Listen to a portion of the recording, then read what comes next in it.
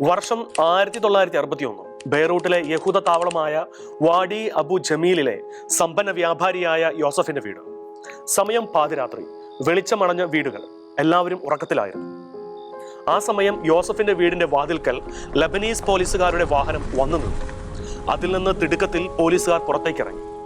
വാതിലിന് നേരെ പാഞ്ഞ അവർ ആരെയും കാത്തുനിന്നില്ല. വാതിൽ തകർത്തുകൊണ്ടാണ് അവർ അകത്തേക്ക് പ്രവേശിച്ചത്. അപ്പോൾ യോസഫിന്റെ സമീപത്തായി കിടന്നുറങ്ങുകയായിരുന്നു അദ്ദേഹത്തിന്റെ ഭാര്യ ഷുല. അവരുടെ ചാരെ ഇളയ കുഞ്ഞും സുഖനിദ്രയിലായിരുന്നു. പെട്ടെന്ന് കുഞ്ഞ് ഏതോ ദുസ്വപ്നം കണ്ട് ഞെട്ടി ഉണർന്നു കരഞ്ഞു. കുഞ്ഞിന്റെ കരച്ചിൽ കേട്ടുണർന്ന് ഷൂല കണ്ടത് മുറിക്കുള്ളിൽ ലബനീസ് പോലീസുകാരെയായിരുന്നു. നിങ്ങളെ അറസ്റ്റ് ചെയ്തിരിക്കുന്നു, ലബനീസ് പോലീസ് ഷൂലയെ വളഞ്ഞുകൊണ്ട് പറഞ്ഞു. ഷൂല നടുങ്ങിയെങ്കിലും അവൾ പോലീസുകാരെ പ്രതിരോധിക്കുവാനോ അവിടെ നിന്ന് രക്ഷപ്പെടുവാനോ ശ്രമിച്ചില്ല. യോസഫിനും ഒരു വാക്കുകൊണ്ട് പോലും പോലീസുകാരെ എതിർക്കുവാൻ കഴിഞ്ഞില്ല. വർഷങ്ങളായി ഇത്തരമൊരു അപകടം പ്രതീക്ഷിച്ചിരിക്കുകയായിരുന്നുവെങ്കിലും ഈ രാത്രിയിൽ അവരെ സംബന്ധിച്ച് അത് അപ്രതീക്ഷിതമായിരുന്നു. അപ്പോഴേക്കും ഷൂലായുടെ മറ്റു മക്കളും ഉറക്കമുണർന്നു കഴിഞ്ഞിരുന്നു. ഞങ്ങളുടെ അമ്മയെ എങ്ങോട്ടാണ് കൊണ്ടുപോകുന്നത്? ഞങ്ങളുടെ അമ്മയെ വിടൂ! കുഞ്ഞുങ്ങൾ വാവിട്ട് നിലവിളിച്ചു. ഷൂല മക്കളെ നെഞ്ചോട് ചേർത്തണച്ചു. അവൾ ഹൃദയം നുറങ്ങുന്ന വേദനയോടെ കുഞ്ഞുങ്ങളെ കെട്ടിപ്പിടിച്ച് ചുംബിച്ചു. ഇനി എന്തെങ്കിലും മക്കളെ കാണുവാൻ കഴിയുമോ എന്ന് അറിയില്ല. ഇനി എന്തെങ്കിലും വീട്ടിലേക്ക് തിരികെ വരുമോ എന്നും അറിയില്ല. അമ്മേ, അമ്മേ, മക്കൾ കരഞ്ഞു. എന്താണ് സംഭവിക്കുന്നതെന്ന് അവർക്ക് മനസ്സിലായില്ല. പക്ഷേ അഹിതകരമായത് എന്തോ സംഭവിച്ചിരിക്കുന്നുവെന്ന് അവർ തിരിച്ചറിഞ്ഞു. എൻ്റെ മക്കൾ കരയരുത്, നന്നായി പഠിക്കണം, പഠിച്ച് മിടുക്കരാകണം. അത് മാത്രമേ ഷൂലാക്ക് അപ്പോൾ പറയുവാൻ കഴിഞ്ഞുള്ളൂ. യെസ്, നടക്കു വേഗം, പോലീസുകാർ ആജ്ഞാപിച്ചു. അവരുടെ മുഖത്ത് വിജയാഹ്ലാദം നുരഞ്ഞ് കവിയുന്നുണ്ടായിരുന്നു. എത്രയോ കാലം നോക്കിയിരുന്ന ആളെയാണ് ഇപ്പോൾ സമർത്ഥമായി പിടികൂടുവാൻ സാധിച്ചിരിക്കുന്നത്. അനന്തരം ലബനീസ് പോലീസുകാർ ഷൂലായെ ജീപ്പിലേക്ക് കയറ്റി. രാത്രിയുടെ നിശബ്ദതയെ കീറി മുറിച്ചുകൊണ്ട് ആ ജീപ്പ് മുന്നോട്ട് പാഞ്ഞുപോയി. ആരാണ് ഷൂല? എന്തിനാണ് ഭർത്തൃമതിയും അമ്മയുമായ അവളെ ലബനീസ് പോലീസ് പാതിരാത്രിയിൽ വീട് തകർത്ത് അറസ്റ്റ് ചെയ്തത്? അവൾ എന്ത് കുറ്റമാണ് ചെയ്തത്? ലബനോനിലെ മുത്ത് എന്ന് ഇസ്രായേൽ വിളിച്ച ആയിരക്കണക്കിന് യഹൂദരെ സുരക്ഷിതമായി ഇസ്രായേൽ എത്തിക്കുവാൻ ചാരപ്രവൃത്തി ചെയ്ത ഷുലാമിത് കിഷിക് കോഹാൻ എന്ന ഷുലായുടെ കഥ ഞെട്ടൽ ഉളവാക്കുന്നതാണ്. ഒരേ സമയം ഒരു സാധാ വീട്ടമ്മയും എന്നാൽ സ്വന്തം ജനതയുടെ സുരക്ഷയ്ക്കായി ജീവൻ പോലും പണയപ്പെടുത്തിയ ധീര ചാര വനിതയായും പ്രവർത്തിച്ച വ്യക്തിയുമായിരുന്നു ഷുല. മൊസാദിന്റെ ലേഡി ജെയിംസ് ബോണ്ട് എന്ന് വിശേഷിപ്പിക്കപ്പെടുന്ന ആ ജീവിതകഥ ഏറ്റവും മികച്ച സസ്പെൻസ് ത്രില്ലർ മൂവിയേക്കാളും സംഭവ ബഹുലമാണ്.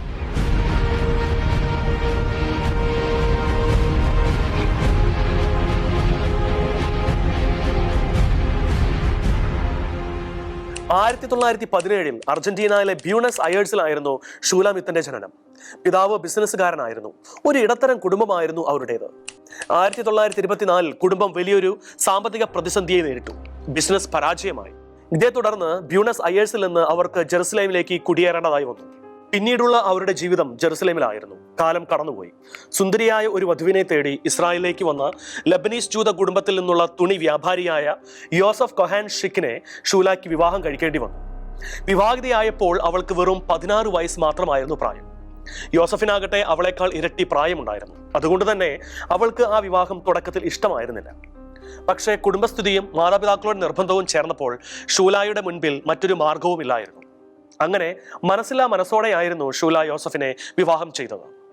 യോസഫിന്റെ സമ്പത്ത് ഷൂലാമിന്റെ വ്യക്തിപരമായ ജീവിതത്തിൽ മാത്രമല്ല, അവൾ ഏറ്റെടുത്ത പിൽക്കാല ദൗത്യത്തിലും വലിയൊരു പങ്ക് വഹിച്ചിരുന്നു എന്നതാണ് അനുബന്ധ ചരിത്രം. 1936 ദമ്പതികൾ ബെയ്റൂട്ടിലേക്ക് താമസം മാറി. വിവാഹിതയായി പിതൃഗൃഹത്തിൽ നിന്ന് പടിയിറങ്ങുന്ന ഏതൊരു പെൺകുട്ടിയെയും പോലെ ജെറുസലേം അവളുടെ ഓർമ്മയിൽ മാത്രമായി അവശേഷിക്കുകയും ബെയ്റൂട്ട് അവളുടെ ജീവിത സ്വപ്നങ്ങളുടെ കേന്ദ്ര ബിന്ദുവായി മാറുകയും ചെയ്തു. സാധാരണ പോലെയുള്ള ഒരു ജീവിത പരിണാമമാണ് ജെറുസലേമിൽ നിന്ന് ബെയ്റൂട്ടിലേക്ക് നടന്നത് എന്ന് എല്ലാവരും കരുതിയെങ്കിലും അതല്ലായിരുന്നു യഥാർത്ഥത്തിൽ അവിടെ സംഭവിച്ചത്. മഹത്തായ ഒരു ദൗത്യത്തിൽ പങ്കാളിയാക്കുവാനായി ദൈവം അവളുടെ ജീവിതത്തെ ബെയ്റൂട്ടിലേക്ക് പറിച്ച് നടുകയായിരുന്നു എന്ന് വേണം കരുതുവാൻ. അതുകൊണ്ട് തന്നെയാണ് യോസഫ് അവളുടെ ജീവിതത്തിലേക്ക് കടന്നു വന്നതും അവർക്ക് ബെയ്റൂട്ടിൽ താമസിക്കേണ്ടി വന്നതും. ജെറുസലേം വിട്ടുപോകേണ്ടി വന്നതിൽ ആദ്യമൊക്കെ അവൾക്ക് സങ്കടം ഉണ്ടായിരുന്നുവെങ്കിലും ക്രമേണ ബെയ്റൂട്ടിനെ അവൾ സ്നേഹിച്ചു തുടങ്ങി. കിഴക്കിന്റെ പാരീസ് എന്നായിരുന്നു ബെയ്റൂട്ട് അന്ന് അറിയപ്പെട്ടിരുന്നത്. ബെയ്റൂട്ടിന്റെ വൈവിധ്യങ്ങളും സൗന്ദര്യവും ഷൂലാമിനെ ആകർഷിച്ചു. മുസ്ലിമുകളും യഹൂദരും ക്രൈസ്തവരും പാർത്തിരുന്ന നഗരമായിരുന്നു ബെയ്റൂട്ട്. യോസഫിന് ബെയ്റൂട്ടിൽ പ്രമുഖ സ്ഥാനം ഉണ്ടായിരുന്നു. സ്വാഭാവികമായും ഷൂലാമിറ്റിനും അതിന്റെയൊക്കെ ഓഹരി ലഭിച്ചിരുന്നു. ഭർത്താവിന്റെ ബന്ധങ്ങൾ കാരണം ലബനീസിലെ പ്രധാന വ്യക്തികളുമായി അടുക്കുവാനും ഷൂലാക്ക് അവസരം കിട്ടി. ഈ ബന്ധങ്ങളൊക്കെ പിന്നീട് താൻ നടത്തുവാൻ പോകുന്ന തന്നിലേക്ക് വന്നു ചേരുന്ന മഹാദൗത്യങ്ങൾക്ക് പിന്നിൽ നിർണായകമായി തീരുമെന്ന് ഷൂലാമിറ്റോ മറ്റാരെങ്കിലുമോ അപ്പോൾ കരുതിയിരുന്നില്ല. പുറമേക്ക് ഒരു മാതൃകാ വീട്ടമ്മയായിരുന്നു ഷൂലാമിറ്റ്. ഭർത്താവിനെ അങ്ങേയറ്റം സ്നേഹിക്കുകയും ബഹുമാനിക്കുകയും ചെയ്യുന്ന അദ്ദേഹത്തിന്റെ ബിസിനസ്സിൽ സഹകരിക്കുന്ന ഒരു ഭാര്യ. 7 മക്കളുടെ അമ്മ. യാഫ, ബേർട്ടി, മേയർ, ആർലറ്റ്, ഇറ്റ്സാക്, കാർമല, ഡേവിഡ് എന്നിങ്ങനെയായിരുന്നു മക്കളുടെ പേരുകൾ. പക്ഷേ ഇവിടെ മറ്റൊരു കാര്യം കൂടി പറയേണ്ടതുണ്ട്. യഥാസ്ഥിത കുടുംബ പശ്ചാത്തലമായിരുന്നു ഷൂലാമിറ്റിൻ്റേത്. അതുകൊണ്ട് തന്നെ പല കാർക്കശ്യങ്ങളും അവൾക്ക് ജീവിതത്തിൽ അനുഭവിക്കേണ്ടി വന്നിട്ടുമുണ്ട്. അതുകൂടി അറിയുമ്പോഴേ പിൽക്കാലത്ത് അവൾ ചെയ്ത സാഹസ പ്രവൃത്തികളുടെ വലിപ്പം മനസ്സിലാക്കുകയുള്ളൂ. 5ാമത്തെ കുഞ്ഞിനെ ഷൂല ഗർഭം ധരിച്ചിരിക്കുന്ന സമയമായപ്പോഴേക്കും ലെബനോൻ സ്വതന്ത്ര രാജ്യമായി കഴിഞ്ഞിരുന്നു. പക്ഷേ 6ാമത്തെ തവണ ഗർഭിണി ആയപ്പോൾ മുതൽക്കാണ് ഷൂലായുടെ ജീവിതം സംഭവബഹുലമായി തുടങ്ങിയത്. ഇവിടെ ചില രാഷ്ട്രീയ സംഭവ വികാസങ്ങളിലൂടെ കടന്നു പോകേണ്ടതുണ്ട്. ഇന്ന് ലോകരാഷ്ട്രത്തിന്റെ തന്നെ ഏറ്റവും സങ്കീർണ വിഷയമായ ഇസ്രായേൽ പാലസ്തീൻ സംഘർഷത്തിന് തുടക്കം കുറിക്കപ്പെട്ടത് 1947 പാലസ്തീൻ വിഭജനം എന്ന നിർണായക തീരുമാനത്തോടെയാണ്. 1917 വരെ പാലസ്തീൻ പ്രദേശം ഓട്ടോമൻ സാമ്രാജ്യത്തിന്റെ കീഴിലായിരുന്നു.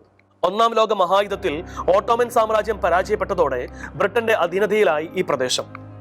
1920 ലീഗ് ഓഫ് നേഷൻസ് ബ്രിട്ടന് മാൻഡേറ്റ് നൽകിയതോടെ ഇവിടം ബ്രിട്ടീഷ് മാൻഡേറ്റ് ഓഫ് പാലസ്തീൻ എന്ന് അറിയപ്പെടുവാൻ തുടങ്ങി. 1917 ബ്രിട്ടീഷ് വിദേശകാര്യ സെക്രട്ടറി പുറത്തിറക്കിയ ബാൽഫർ പ്രഖ്യാപനത്തോടെ യഹൂദർക്കായി പാലസ്തീനിൽ ഒരു ദേശീയ ഭവനത്തെക്കുറിച്ചുള്ള ചിന്തകൾ ആരംഭിച്ചു. ഇത് യഹൂദ കുടിയേറ്റം വർദ്ധിപ്പിക്കുന്നതിന് കാരണമായി. തന്മൂലം അറബ് ജനത ആശങ്കയിലായി. 2ാം ലോക മഹായുദ്ധാനന്തരം ഹോളോകോസ്റ്റിൽ നിന്ന് രക്ഷപ്പെട്ടു വന്ന യഹൂദർ പാലസ്തീനിൽ അഭയം തേടി. യഹൂദ അറബ് സംഘർഷം ഉടലെടുക്കുന്നതിനാണ് ഇത് കാരണമായത്. ബ്രിട്ടന് ഈ വിഷയം സ്വന്തമായി കൈകാര്യം ചെയ്യുവാൻ സാധിക്കാതെ വന്ന സാഹചര്യത്തിൽ ഐക്യരാഷ്ട്രസഭയുടെ ഇടപെടലും തീരുമാനവും അനിവാര്യമായി. 1947 നവംബർ 29 ഐക്യരാഷ്ട്രസഭയുടെ ജനറൽ അസംബ്ലി റെസല്യൂഷൻ 151 പാസാക്കുകയും അതനുസരിച്ച് പാലസ്തീൻ 2 രാജ്യങ്ങളായി വിഭജിക്കപ്പെടുമെന്ന് പ്രഖ്യാപിക്കുകയും ചെയ്തു. യഹൂദർക്ക് പ്രാതിനിധ്യമുള്ള യഹൂദ രാഷ്ട്രവും അറബികൾക്ക് ഭൂരിപക്ഷമുള്ള അറബ് രാഷ്ട്രവും. യഹൂദ നേതാക്കൾ ഈ തീരുമാനം സ്വാഗതം ചെയ്തുവെങ്കിലും അറബ് നേതാക്കൾ ശക്തമായി വിയോജിപ്പ് രേഖപ്പെടുത്തി. 1948 മെയ് 14 ഇസ്രായേൽ രാഷ്ട്രത്തിന്റെ രൂപീകരണത്തിന് ഔദ്യോഗികമായ പ്രഖ്യാപനമുണ്ടായി. ഈ പശ്ചാത്തലം മനസ്സിലാക്കിയാൽ മാത്രമേ ഷൂലായുടെ പ്രവർത്തനങ്ങളെക്കുറിച്ചുള്ള വ്യക്തമായ ധാരണ നമുക്ക് ലഭിക്കുകയുള്ളൂ. ഇനി ഷൂലായുടെ കഥയിലേക്ക് തിരികെ വരാം. രാഷ്ട്രവിഭജന തീരുമാനം ഷൂലായുടെ മനസ്സിൽ അസ്വസ്ഥത പടർത്തി. അവളുടെ മാതാപിതാക്കളും ബന്ധുക്കളുമെല്ലാം അപ്പോഴും ജെറുസലേമിലായിരുന്നു. അതുവരെയുള്ള എല്ലാ ശാന്തതയും തകർത്തുകൊണ്ട് ജെറുസലേം അശാന്തമായി മാറുവാൻ പോകുകയാണെന്ന് അവൾ അറിഞ്ഞു. ജെറുസലേമിൽ ഇപ്പോൾ നടന്നുകൊണ്ടിരിക്കുന്ന സംഭവ വികാസങ്ങളെക്കുറിച്ച് അവൾക്ക് കൂടുതൽ മനസ്സിലാക്കാനായത് ജെറുസലേമിൽ നിന്ന് സഹോദരങ്ങൾ അയച്ച കത്തിൽ നിന്നായിരുന്നു. അത്തരം കത്തുകളിലെ ഒരു വിശേഷം അവളെ സ്പർശിച്ചു. ഷൂലായുടെ സഹോദരി യഹൂദരെ സംരക്ഷിക്കുന്ന ഒരു സംഘടനയായ ഹഗാനയിൽ അംഗമായി ചേർന്നിരിക്കുന്നുവെന്നും അതുവഴിയായി യഹൂദരുടെ സംരക്ഷണം ഉറപ്പുവരുത്തുന്നതിൽ അവൾ ദൃഢനിശ്ചയം ചെയ്തിരിക്കുന്നതായും ഷൂല അറിഞ്ഞു. തോക്കേന്തി നിൽക്കുന്ന സഹോദരിയുടെ ചിത്രം ഷൂലായുടെ മനസ്സിൽ ആഴത്തിൽ പതിഞ്ഞു. ഹഗാന എന്നത് ഇസ്രായേൽ രൂപം കൊള്ളുന്നതിന് മുൻപ് പാലസ്തീനിൽ പ്രവർത്തിച്ചിരുന്ന ഒരു യഹൂദ രഹസ്യ സായുധ സംഘടനയായിരുന്നു. സംരക്ഷണം എന്നാണ് ഈ ഹീബ്രു വാക്കിന്റെ അർത്ഥം. പാലസ്തീനിൽ യഹൂദ കുടിയേറ്റക്കാർക്ക് നേരെയുണ്ടായ ആക്രമണങ്ങൾക്ക് മറുപടിയായിട്ടാണ് ഹഗാന രൂപം കൊണ്ടത്. 1920 മുതൽക്കുണ്ടായിരുന്ന ഒരു സംഘടനയായിരുന്നു ഹഗാന. അന്ന് ആ പ്രദേശം ബ്രിട്ടീഷ് സാമ്രാജ്യത്തിന്റെ കീഴിലായിരുന്നു. അറബ് യഹൂദ സംഘർഷങ്ങൾ ശക്തമായപ്പോൾ യഹൂദ സമൂഹത്തെ സംരക്ഷിക്കുവാനായി സ്വയം സംഘടിത പ്രതിരോധ സേനയായി ഹഗാന വളർന്നു. യഹൂദ കുടിയേറ്റ ഗ്രാമങ്ങളുടെ സംരക്ഷണം, രഹസ്യ ആയുധ ശേഖരണം, യൂറോപ്പിൽ നിന്നുള്ള യഹൂദ അഭയാർത്ഥികളെ രഹസ്യമായി പാലസ്തീനിലേക്ക് കടത്തിവിടൽ, സൈനിക പരിശീലനം, രഹസ്യാന്വേഷണം തുടങ്ങിയവയായിരുന്നു ഹഗാനയുടെ പ്രവർത്തനങ്ങൾ. 1948 ഇസ്രായേൽ എന്ന രാഷ്ട്രം പ്രഖ്യാപിക്കപ്പെട്ടപ്പോൾ ഹഗാനയുടെ സേനയാണ് പിന്നീട് ഇസ്രായേൽ പ്രതിരോധ സേനയായി മാറിയത്.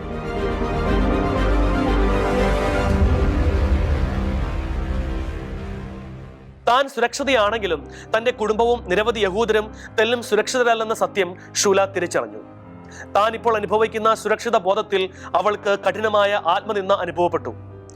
യഹൂദരെ സഹായിക്കുവാൻ തനിക്ക് കഴിയുന്നില്ലല്ലോ എന്നോർത്ത് അവൾ സങ്കടപ്പെട്ടു. വിഭജന വാർത്ത വന്നതോടെ ബെയ്റൂട്ടിന്റെ ഭാവവും മാറി. അതുവരെ ക്രൈസ്തവരും യഹൂദരും മുസ്ലിമുകളും സൗഹാർദ്ദത്തോടെ ജീവിച്ചിരുന്ന നഗരമായിരുന്നു ബെയ്റൂട്ട് എന്ന് പറഞ്ഞുവല്ലോ. പക്ഷേ പുതിയ സംഭവ വികാസങ്ങളെ തുടർന്ന് ആളുകൾക്കിടയിൽ സംശയങ്ങൾ ഉടലെടുക്കുകയും പരസ്പരം വിദ്വേഷം രൂപമെടുക്കുകയും ചെയ്തു. യഹൂദ വിരുദ്ധ വികാരം അണപ്പൊട്ടിയൊഴുകി. ബെയ്റൂട്ടിലെ പല യഹൂദ സ്ഥാപനങ്ങൾക്ക് നേരെയും സംഘടിതവും ആസൂത്രിതവുമായ വിധത്തിൽ ആക്രമണങ്ങൾ ഉണ്ടായി. ബെയ്റൂട്ടിന് വെളിയിലും ഇതേ വികാരം തന്നെയായിരുന്നു ശക്തമായി ഉണ്ടായിരുന്നത്. ആക്രമണങ്ങൾക്കെല്ലാം പിന്നിലുണ്ടായിരുന്നത് ഒരേയൊരു കാര്യം മാത്രം: യഹൂദരെ നശിപ്പിക്കുക, യഹൂദ രാഷ്ട്രം തടയുക. ആ ദിവസങ്ങളിൽ ഷൂല 6ാമതും ഗർഭിണിയായിരുന്നു. അന്ന് തന്റെ സ്ഥാപനത്തിലേക്ക് വന്ന 2 അറബികളുടെ സംസാരം വളരെ യാദൃശ്ചികമായിട്ടാണ് അവളുടെ കാതിൽ പതിഞ്ഞത്. പാലസ്തീനിലെ യഹൂദർക്കെതിരെ പോരാടുവാൻ തക്ക സജ്ജമാണ് തന്റെ ഗ്രാമം എന്നാണ് അവരിൽ ഒരാൾ പറഞ്ഞത്. ഇതേ അവസ്ഥ തന്നെയാണ് തന്റെ ഗ്രാമത്തിലും എന്നായിരുന്നു ശ്രോതാവായ മറ്റേയാളുടെ പ്രതികരണം. ആയുധങ്ങളും വെടിക്കോപ്പുകളും കൊണ്ട് ഗ്രാമം നിറഞ്ഞിരിക്കുന്നുവെന്നും 100 കണക്കിന് ചെറുപ്പക്കാർ ആയുധ സജ്ജരായി മുന്നിലുണ്ടെന്നും അയാൾ പറഞ്ഞപ്പോൾ മറ്റ് 2 പേർ കൈയടിച്ചു. യഹൂദരുടെ ഉന്മൂലനം ഏതു വിധേനയും തങ്ങൾ സാധ്യമാക്കുമെന്ന് 3 പേരും കൈയടിച്ച് സത്യം ചെയ്താണ് അവിടെ നിന്ന് യാത്രയായത്. ഇത് കേട്ടപ്പോൾ ഷൂല വിറച്ചുപോയി. താൻ വിചാരിച്ചതിലും അപ്പുറമാണ് കാര്യങ്ങളെന്ന് അവൾക്ക് മനസ്സിലായി. ജൂത രാഷ്ട്രത്തിനെതിരായ ഏകോപിത ആക്രമണത്തെക്കുറിച്ച് കേൾക്കാനിടയായത് ഷൂലയുടെ ജീവിതത്തിൽ നിർണായകമായി മാറുകയായിരുന്നു. ഷൂല തങ്ങളുടെ സംസാരം കേൾക്കുന്നുണ്ടെന്ന് അവർ 3 പേരും കരുതിയിരുന്നില്ല. അന്നേ ദിവസം മുഴുവൻ ഷൂലയുടെ മനസ്സിൽ താൻ കേട്ട കാര്യങ്ങളായിരുന്നു: ഗ്രാമത്തിന്റെ പേര്, യുദ്ധസന്നദ്ധരായ ചെറുപ്പക്കാരുടെ എണ്ണം, ആയുധങ്ങളുടെ വിവരം. ഇതെല്ലാം ഷൂലയുടെ കാതിൽ അലയടിച്ചു കൊണ്ടിരുന്നു. ആ ഗ്രാമത്തെ രക്ഷിക്കണം, യഹൂദ ജനതയെ രക്ഷിക്കണം, അവൾ തീരുമാനിച്ചു. അവൾ താൻ അറിഞ്ഞ കാര്യങ്ങളെക്കുറിച്ച് ആദ്യം തുറന്ന് സംസാരിച്ചത് ഭർത്താവിനോട് തന്നെയായിരുന്നു. എന്നാൽ യോസഫ് അതിന് വേണ്ടത്ര ഗൗരവം കൊടുത്തില്ല. ഇനിയെന്ത് ചെയ്യുമെന്ന നിസ്സഹായത ഷൂലയെ പിടികൂടി. ഏറെ ആലോചനകൾക്ക് ശേഷം ഒടുവിൽ അവൾ ഒരു തീരുമാനത്തിലെത്തി: ഈ രഹസ്യ വിവരം ബന്ധപ്പെട്ടവരെ അറിയിക്കുക. സ്വന്തം ജനതയെ രക്ഷിക്കുവാൻ ഒരു ചാരയുടെ വേഷം താൻ അണിയുകയാണെന്ന് അപ്പോൾ ഷൂല കരുതിയിരുന്നില്ല. അന്നൊരു രാത്രിയിൽ ഭർത്താവും മക്കളും ഉറങ്ങിക്കിടക്കവേ ഷൂല കത്തെഴുതി തുടങ്ങി. അതിൽ താൻ കേട്ടതും അറിഞ്ഞതുമായ എല്ലാ വിവരങ്ങളും അവൾ രേഖപ്പെടുത്തി. ഹഖാനയുടെ ജെറുസലേമിലേക്കുള്ള ഓഫീസിലേക്കാണ് അവൾ കത്തെഴുതിയത്.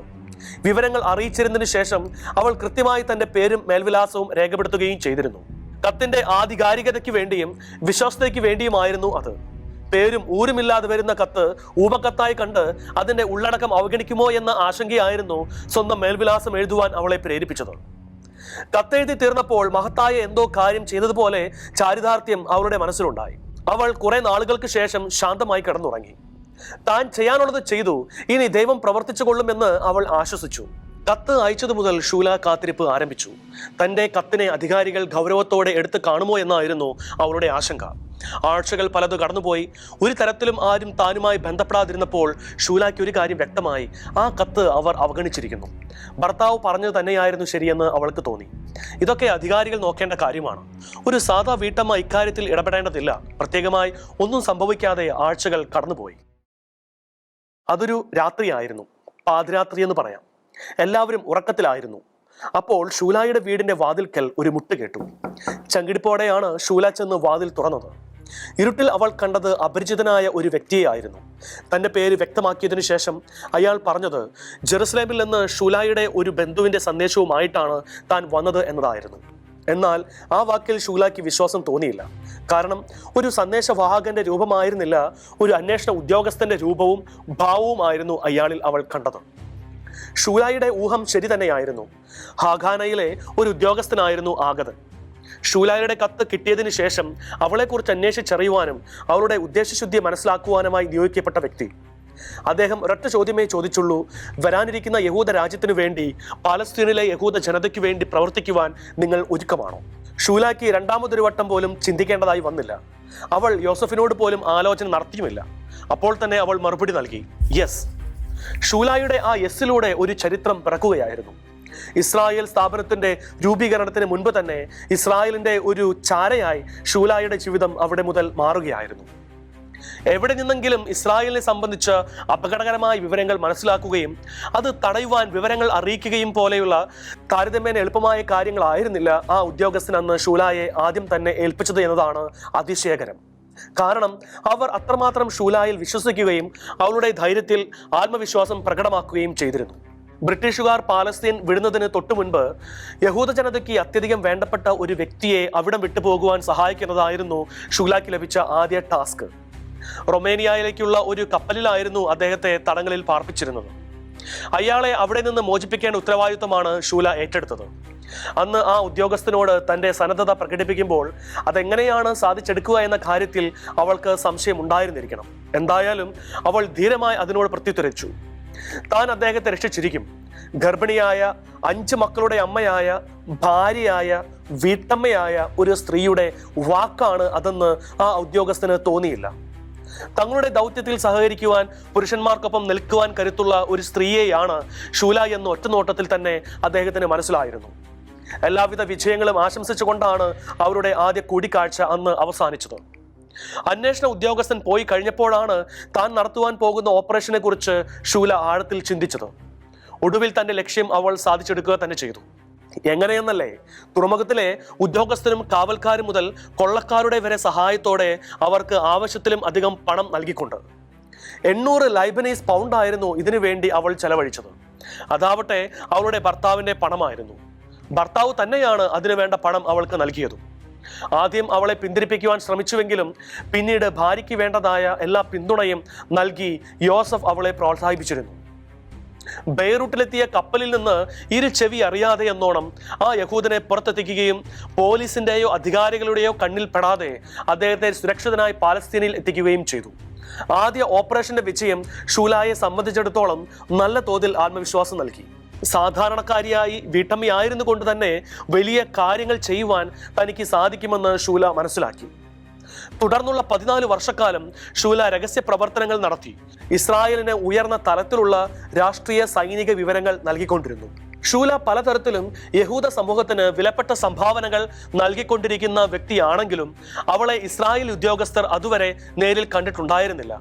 അതുകൊണ്ട് ഒരു ദിവസം ഷൂലായുമായി നേരിട്ടുള്ള കൂടിക്കാഴ്ചയ്ക്ക് അവർ അവസരമൊരുക്കി. പാലസ്തീനിലെ ഒരു രഹസ്യ കേന്ദ്രത്തിൽ അതീവ രഹസ്യമായിട്ടായിരുന്നു ആ കൂടിക്കാഴ്ച നടന്നത്. ആ കൂടിക്കാഴ്ചയിൽ വെച്ചാണ് താൻ ചെയ്തുകൊണ്ടിരിക്കുന്ന പ്രവൃത്തിയുടെ ഗൗരവത്തെക്കുറിച്ച് കൃത്യമായി അവൾക്ക് ഉദ്യോഗസ്ഥർ വെളിപ്പെടുത്തി കൊടുത്തത്. ലെബനോനുമായി ഒരു യുദ്ധം ഉണ്ടാവുകയാണെങ്കിൽ സ്വന്തം രാജ്യത്തെ ഒറ്റുകൊടുക്കുന്ന ഒരു ചാരയായിട്ടായിരിക്കും ലെബനോൻ ഷൂലായെ കാണുകയെന്നും ആ തെറ്റിന് രാജ്യം അവൾക്ക് വധശിക്ഷ വരെ വിധിക്കുകയും ചെയ്തേക്കാമെന്നും അവർ അവൾക്ക് ബോധ്യപ്പെടുത്തി കൊടുത്തു. നിങ്ങൾ ഒരു സ്ത്രീയാണ്, അമ്മയാണ്, ഭാര്യയാണ്. നിങ്ങൾക്ക് ചെയ്യാവുന്നതിനും പരിധിയുണ്ട്. നിങ്ങൾക്ക് എപ്പോൾ വേണമെങ്കിലും ഈ ദൗത്യത്തിൽ നിന്ന് പിന്തിരിയാവുന്നതാണ്. ആരും നിങ്ങളെ കുറ്റപ്പെടുത്തുകയില്ല. ഇങ്ങനെ പലതരത്തിലും ഉദ്യോഗസ്ഥർ ഷൂലായുടെ പ്രതിബദ്ധത പരീക്ഷിക്കുകയും അവളെ പിന്തിരിപ്പിക്കുവാൻ പ്രേരിപ്പിക്കുകയും ചെയ്തു. പക്ഷേ ഷൂല അത് കേട്ടൊന്നും പതറിയില്ല. ആരുടെയും നിർബന്ധത്താലോ പ്രേരണയാലോ അല്ല, സ്വന്തം ആത്മാവിന്റെ സ്വരമനുസരിച്ചായിരുന്നുവല്ലോ അവൾ അതിസാഹസികമായ ഈ ദൗത്യം ഏറ്റെടുത്തത്. അതുകൊണ്ട് അവൾ അപ്പോഴും പറഞ്ഞു, എന്തു വന്നാലും ഞാൻ ഈ ദൗത്യത്തിൽ നിന്ന് പിന്മാറുകയില്ല. അവളുടെ ധൈര്യത്തിന് മുൻപിൽ ബഹുമാനത്തോടെ ശിരസ് കുനിക്കുവാൻ മാത്രമേ ആ ഓഫീസർമാർക്ക് പോലും സാധിച്ചുള്ളൂ. അറബി നന്നായി സംസാരിക്കുവാനുള്ള കഴിവും മനോഹരമായ പെരുമാറ്റവും ലബനീസ് ഉദ്യോഗസ്ഥരുമായുള്ള അടുത്ത ബന്ധവും ഷൂലാക്ക് അനുകൂല ഘടകങ്ങളായി പിൽക്കാല ചരിത്രം പറയുന്നു. തുടക്കകാലത്ത് ഗർഭാവസ്ഥയും അവൾ പ്രയോജനപ്പെടുത്തി. നിറ വയറുമായി തൻ്റെ 5 കുട്ടികൾക്കൊപ്പം നടക്കുന്ന അവളെ ആരും സംശയിച്ചില്ല. പച്ചക്കറി വാങ്ങുവാനും തുണി വാങ്ങുവാനായി പോകുന്നുവെന്ന വ്യാജേന കള്ളക്കടത്തുകാർക്ക് പണം നൽകി അഭയാർത്ഥികളായി വരുന്ന യഹൂദർക്ക് ഒളിത്താവളങ്ങൾ ഷൂല ക്രമീകരിച്ച് കൊടുത്തുകൊണ്ടിരുന്നു. ആദ്യം ചെറുകിട കൊള്ള സംഘങ്ങളെ പണം നൽകി വശീകരിച്ചാണ് തന്റെ ലക്ഷ്യം സാധിച്ചെടുത്തിരുന്നത്. എങ്കിലും അഭയാർത്ഥികളുടെ എണ്ണം കൂടിയതോടെ അത് പ്രായോഗികമല്ലെന്ന് ഷൂല മനസ്സിലാക്കുകയും പിന്നീട് പോലീസുകാരെയും പട്ടാളക്കാരെയും തന്ത്രപരമായ നീക്കങ്ങളിലൂടെ തന്റെ വശത്താക്കി അവർക്ക് പണം നൽകി സ്വാധീനിച്ചുകൊണ്ട് യഹൂദരുടെ ജീവൻ രക്ഷിക്കുകയും അവരെ ഇസ്രായേലിൽ എത്തിക്കുകയും ചെയ്യുന്ന വിധത്തിൽ കൂടുതൽ റിസ്ക് നിറഞ്ഞ ഒരു ജീവിതം ഷൂല തിരഞ്ഞെടുക്കുകയും ചെയ്തു. വിശാലമായ കള്ളക്കടത്ത് ശൃംഖലയിലൂടെ ശത്രുക്കളായ അറബ് രാജ്യങ്ങളിൽ നിന്ന് ആയിരക്കണക്കിന് യഹൂദരെ ഷൂല രക്ഷപ്പെടുത്തി. സിറിയ, ഇറാഖ്, മറ്റ് രാജ്യങ്ങൾ എന്നിവിടങ്ങളിൽ നിന്ന് പലായനം ചെയ്യുന്ന ഭയചകിതരായ യഹൂദ കുടുംബങ്ങളുടെ അഭയസ്ഥാനമായി ഷൂലായുടെ വീട് മാറി. അതിർത്തി സാഹചര്യങ്ങൾക്കനുസരിച്ച് ടയർ, സീദോൻ, മെറ്റുല എന്നിവയിലൂടെ അവർ അവരുടെ കൈമാറ്റങ്ങൾ ഏകോപിപ്പിച്ചു. ഓരോ തവണയും ഒരു സംഘം സുരക്ഷിതമായി എത്തുമ്പോൾ മറ്റൊന്ന് എത്തുകയും വിശ്രമിക്കാൻ പോലും ഒരു നിമിഷം ഇല്ലാതെ അവൾ പ്രവർത്തനത്തിലേക്ക് മടങ്ങുകയും ചെയ്തുകൊണ്ടിരുന്നു. അറബ് രാജ്യങ്ങളിൽ ഉണ്ടായിരുന്ന യഹൂദരെ രഹസ്യമായി സുരക്ഷിത സ്ഥാനങ്ങളിലേക്ക് കടത്തിക്കൊണ്ടു പോവുകയും ലെബനോനിൽ നിന്ന് നിരവധി യഹൂദ കുടുംബങ്ങളെ പാലസ്തീനിലേക്ക് കടത്തുകയും പോലുള്ള രഹസ്യ നീക്കങ്ങളായിരുന്നു ഷൂല നടത്തിയിരുന്നത്. വളരെ ശാന്തമായ സംസാരവും കലാഭിരുചിയും അവളെ മറ്റുള്ളവരിലേക്ക് ആകർഷിച്ചു. ആരും സംശയിക്കത്തക്ക വിധത്തിൽ വിവരങ്ങൾ ശേഖരിക്കുവാൻ അവൾക്ക് പ്രത്യേക കഴിവുണ്ടായിരുന്നു. ലെബനോനിലെ യഹൂദ കുടുംബങ്ങൾ ജീവന് ഭീഷണി നേരിട്ടപ്പോൾ അവരുടെ കുട്ടികളെ മുഴുവൻ രഹസ്യമായി താമസിക്കുവാൻ സ്വന്തം വീട് തന്നെ പ്രയോജനപ്പെടുത്തുന്നതിനും ഷൂല മടി വിചാരിച്ചിരുന്നില്ല. അവളുടെ സാമർത്ഥ്യവും ധീരതയും ഐതിഹാസികമായിരുന്നു. ഒരു സംഭവം പറയാം. യഹൂദ കുട്ടികളെ രക്ഷിക്കുവാനുള്ള ഒരു ഓപ്പറേഷനിൽ ഏർപ്പെട്ടിരിക്കുകയായിരുന്നു ഒരു നാൾ ഷൂല.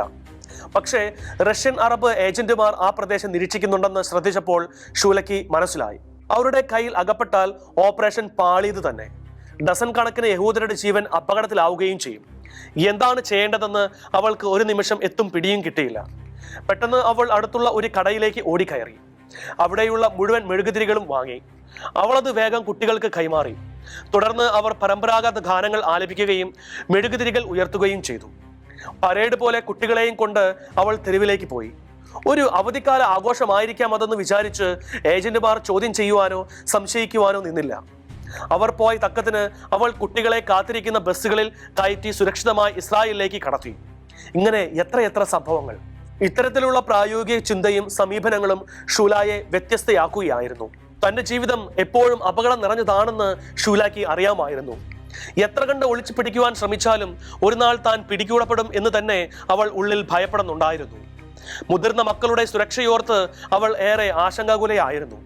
അതിന് പ്രകാരം മൂത്ത 2 ആൺമക്കളെ ഇസ്രായേലിലേക്ക് അവൾ കയറ്റി അയച്ചു. അവർ ലെബനോനിലേക്കാൾ ഇസ്രായേലിൽ സുരക്ഷിതയായിരിക്കുമെന്ന് ഷൂലാക്ക് അറിയാമായിരുന്നു. ഹൃദയം നുറുങ്ങുന്ന വേദനയോടെയാണ് അവൾ മക്കളെ യാത്ര അയച്ചത്. അതല്ലാതെ അവൾക്ക് മറ്റൊരു മാർഗവും ഇല്ലായിരുന്നു. 1949 അവൾ ആൺകുട്ടികളെ ഇസ്രായേലിലേക്ക് അയച്ചത്. പിന്നീട് ലബനനിലെ ആഭ്യന്തര അശാന്തിയുടെ സമയത്ത് മകളുടെയും ദൂരത്തേക്ക് അയച്ചു. ഒടുവിൽ ഇളയ 4 കുട്ടികൾ മാത്രമാണ് ബെയ്റൂട്ടിൽ അവളോടൊപ്പം അവശേഷിച്ചത്. ആ കുട്ടികൾക്കാകട്ടെ അമ്മയുടെ പരിചരണവും ശ്രദ്ധയും കൂടുതൽ ആവശ്യവുമായിരുന്നു. മക്കളുടെ കാര്യവും വീട്ടുകാര്യവും ബിസിനസ് കാര്യങ്ങളും എല്ലാം നോക്കിക്കൊണ്ട് തന്നെയായിരുന്നു ഓപ്പറേഷൻ കാര്യങ്ങളും ഷൂല നിർവഹിച്ചു പോന്നത്. തന്റെ ദൗത്യത്തെ തടസ്സപ്പെടുത്തുവാൻ മറ്റൊന്നിനെയും അവൾ അനുവദിച്ചില്ല എന്ന് പറയുന്നതാവും കൂടുതൽ ശരി. ഓരോ തവണയും അവൾ ദൗത്യ നിർവഹണത്തിനായി ഇസ്രായേലിലേക്ക് കടക്കുമ്പോൾ റബ്ബി മെയിർ ബാൽ ഹാനസിന്റെ ശവകുടീരത്തിൽ പ്രാർത്ഥിക്കുവാൻ ടിബീരിയാസിൽ എത്തുകയും നാണയങ്ങൾ സമർപ്പിച്ച് സംരക്ഷണത്തിനായി പ്രാർത്ഥിക്കുകയും ചെയ്തിരുന്നു. ഇസ്രായേലിന്റെ പിറവിയോടെ സ്ഥിതിഗതികൾ കൂടുതൽ വഷളായി. ലെബനോൻ ഉൾപ്പെടെയുള്ള 6 അറബ് രാജ്യങ്ങൾ ഇസ്രായേലിനെതിരെ യുദ്ധപ്രഖ്യാപനം നടത്തി. ലെബനോൻ അക്ഷരാർത്ഥത്തിൽ അശാന്തമായി. തെരുവുകളിൽ വെറുപ്പുകൾ പുകഞ്ഞു. ലെബനോൻ ഭരണാധികാരികൾ ഏറെ അസ്വസ്ഥരായി. രാജ്യത്തിനുള്ളിൽ ശത്രുക്കളും ചാരന്മാരും ഒളിഞ്ഞിരിപ്പുണ്ടെന്ന് അവർക്ക് മനസ്സിലായി. പക്ഷേ ആരാണ് ചാരപ്രവർത്തനം നടത്തുന്നത്, ആരാണ് ശത്രു, അവർക്ക് കൃത്യമായി മനസ്സിലാക്കുവാൻ സാധിച്ചില്ല. ചാരപ്രവർത്തനങ്ങൾ കണ്ടെത്തുന്നതിനായി സമർത്ഥരായ ഉദ്യോഗസ്ഥരുടെ ഒരു ഗ്രൂപ്പിനെ നിയമിച്ചതോടെ ഷൂലായുടെ സ്ഥിതി പരുങ്ങലിലായി. ഷൂലായുടെ ഓപ്പറേഷൻ നിർബാധം തുടരുമ്പോഴാണ് നാം തുടക്കത്തിൽ കണ്ടതുപോലെ ലബനോനിലെ പോലീസ് അവളുടെ വീട് റെയ്ഡ് ചെയ്തതും അവളെ അറസ്റ്റ് ചെയ്ത് കൊണ്ടുപോയതും. ഷൂലായെ പിടികൂടുവാൻ കാരണമാക്കിയ സാഹചര്യത്തെക്കുറിച്ച് ഇങ്ങനെയാണ് പറയപ്പെടുന്നത്. 1961 ആ സംഭവം നടന്നത്. ഇസ്രായേലിൽ നിന്ന് തുർക്കിയിലൂടെ മടങ്ങുമ്പോൾ അവളുടെ പാസ്പോർട്ടിൽ അബദ്ധത്തിൽ ഇസ്രായേലി മുദ്ര പതിച്ചു. പിന്നീട് അവൾ ബെയ്റൂട്ടിലേക്ക് മടങ്ങിയെങ്കിലും ഉടൻ തന്നെ അറസ്റ്റ് ചെയ്യപ്പെടുകയായിരുന്നു. അവളുടെ ചാരപ്രവർത്തനത്തിന്റെ നിഷേധിക്കാനാവാത്ത തെളിവുകൾ അധികാരികളുടെ പക്കൽ ഉണ്ടായിരുന്നു. എതിർക്കുവാൻ ശ്രമിച്ചാലും നിഷേധിക്കാനാവാത്ത വിധത്തിലുള്ളതായിരുന്നു ആ തെളിവുകൾ. അറസ്റ്റ് ചെയ്തു കൊണ്ടുപോയ ഷൂലാക്ക് ഒടുവിൽ അധികാരികൾ വധശിക്ഷ വിധിച്ചു. എന്നാൽ അപ്പീൽ പ്രകാരം 7 കുട്ടികളുടെ അമ്മ എന്ന ദയാവായ്പിന്റെ പേരിൽ വധശിക്ഷ 20 വർഷത്തെ ജയിൽ ശിക്ഷയാക്കി കുറച്ചു. അപ്പോഴും ഷൂല പതറിയില്ല. തനിക്ക് ഇത്രയുമൊക്കെ ചെയ്യാൻ സാധിച്ചതിലും തന്റെ ജനത്തെ സംരക്ഷിക്കുവാൻ സാധിച്ചതിലും അവൾ അഭിമാനിച്ചു. തന്റെ ജീവൻ നഷ്ടമായാലും സാരമില്ല, എത്രയോ പേരുടെ ജീവൻ താൻ ഇതിനകം രക്ഷിച്ചിരിക്കുന്നു. ഇനി മരിക്കുവാൻ പേടിക്കുന്നത് എന്തിന്? ധൈര്യത്തോടെ മരിക്കാം. എന്നാൽ അപ്പോഴും മക്കളെക്കുറിച്ചുള്ള ഓർമ്മകൾ അവളുടെ കണ്ണ് നനയിച്ചു. ഏത് അമ്മയ്ക്കാണ് മക്കളെ ഓർക്കുമ്പോൾ സമാധാനത്തോടെ മരിക്കുവാൻ കഴിയുക? താൻ ഇല്ലാത്ത ലോകത്ത് മക്കൾ എങ്ങനെ ജീവിക്കുമെന്ന ചിന്ത ഷൂലായുടെ മനസ്സിലെ ആദിയായി. എന്നിട്ടും അവൾ നിറസംതൃപ്തിയോടെ തന്റെ വിധിക്ക് കീഴടങ്ങി. ജയിൽ ജീവിതം ഷൂലാക്ക് ദുസ്സഹവും കഠിനവുമായിരുന്നു. കൊടും യാതനകളാണ് അവൾക്ക് അവിടെ നേരിടേണ്ടി വന്നത്. അവളുടെ വിരലുകളിലെ നഖങ്ങൾ വലിച്ച് പറിക്കപ്പെട്ടു. നിരന്തരമായി ദേഹോപദ്രവം ഏൽക്കേണ്ടി വന്നു. വൈദ്യുത ആഘാതം ഏൽപ്പിക്കപ്പെട്ടു. മർദ്ദനത്തിൽ ഒരു കണ്ണിന്റെ കാഴ്ച നഷ്ടപ്പെടുകയും പല്ലുകൾ കൊഴിഞ്ഞു പോവുകയും ചെയ്തു. വധിക്കപ്പെട്ട മറ്റൊരു പ്രശസ്ത ചാരനായ എലി കോഹനുമായി താരതമ്യം ചെയ്തുകൊണ്ടായിരുന്നു കാവൽക്കാർ അവളെ പരിഹസിച്ചത്. ഈ അവസ്ഥയിലും ഷൂല ഒരിക്കലും പ്രതീക്ഷ കൈവിട്ടില്ല. അവൾ നിരന്തരം പ്രാർത്ഥിക്കുകയും ആഴ്ചയിൽ 2 തവണ ഉപവസിക്കുകയും ഓർമ്മയിൽ നിന്ന് സങ്കീർത്തനങ്ങൾ പാരായണം ചെയ്യുകയും ചെയ്തു. ആയിരക്കണക്കിന് ജൂതന്മാരുടെ ജീവൻ രക്ഷിച്ചതുകൊണ്ടാണ് താൻ ക്രൂരമായി പീഡിപ്പിക്കപ്പെടുന്നത് എന്നോർത്ത് അവൾ ആശ്വസിക്കുകയും സന്തോഷിക്കുകയും ചെയ്തു.